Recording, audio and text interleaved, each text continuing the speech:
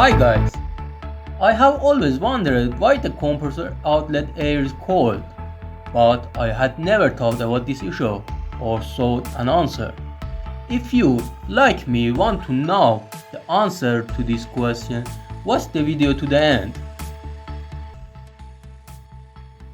I came across a problem while working today.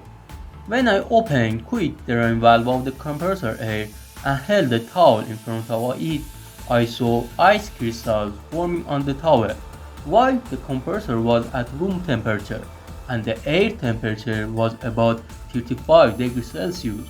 To be sure of this, I turned on the compressor once more and left it to fill completely. This time, I put a steel sheet in front of the quick drain valve and took the temperature with a thermometer. So the question came to me, how can a compressor that is at room temperature drop below zero when the air drains? So I start searching.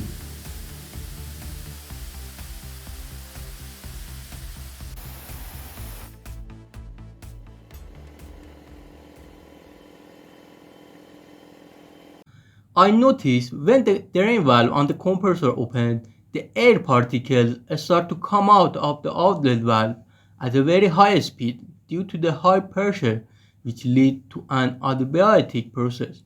An adiabatic process is a type of thermodynamic process which occurs without transferring heat or mass between the system and its surrounding. In fact, the system is isolated from the environment. To calculate the internal energy change of the gases, the amount of heat exchanged with the environment is added to the amount of work done on the system. In adiabatic process, since no heat exchange, the change in internal energy of the gas depends only on the work done on the gas. When the gas condenses because the amount of work done is positive, the gas temperature rises, and when the gas expands because of negative amount of work, the gas temperature decreases. When this process occurs, certain rules and relationships prevail.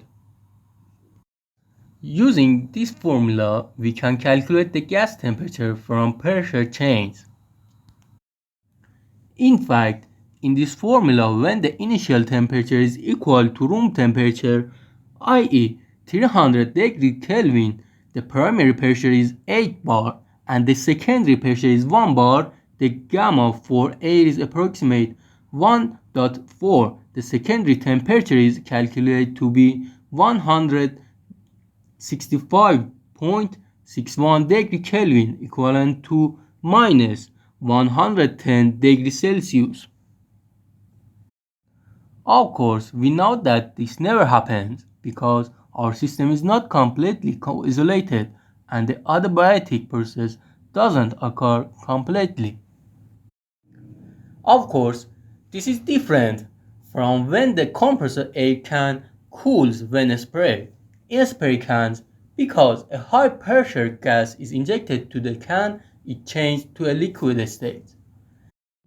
In fact, when the gas is sprayed, the pressure inside the spray decreases, which causes the liquid inside the can to start boiling due to the decreased pressure gas.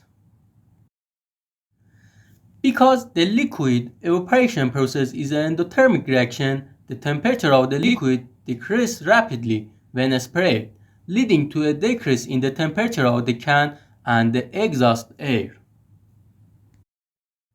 I hope this video was useful for you and you enjoy watching it.